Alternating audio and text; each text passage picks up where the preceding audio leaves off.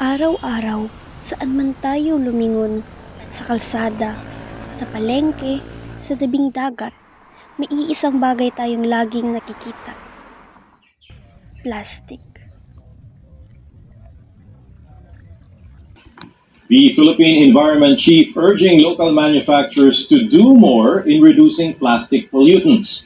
This is a recent study showing plastic waste is even present in Metro Manila's air. Rafael Bosano reports.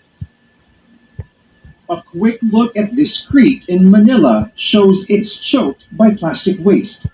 But many scavengers usually ignore it. Maselan po mga junk shop. Saka bukod pa sa amin, sobra pang antala po sa amin dahil Mura, magaan, at madaling gamitin. Kaya't naging bahagi na ito ng ating araw-araw na pamumuhay. Sa supot ng pamimili, plastic ang laging gamit. Ngunit, alam ba natin kung gaano ito kadelikado kapag itinapon? Sa Pilipinas, tinatayang 2.7 milyong tonelada ng plastic ang itinatapon taon-taon.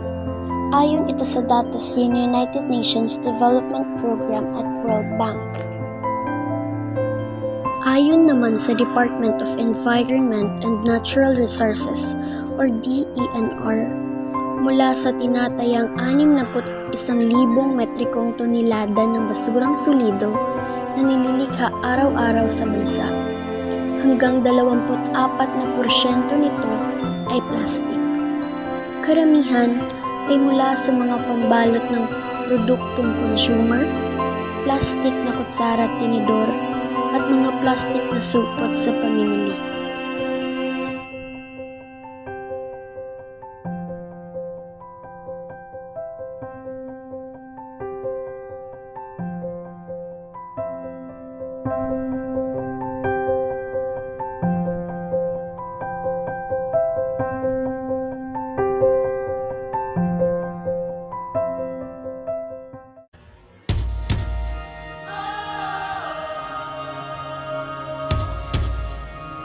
Mula sa simpleng basurang plastik, isang bagong pag-asa ang sumilay.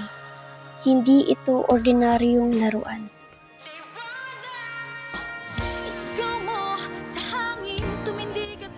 Ito ay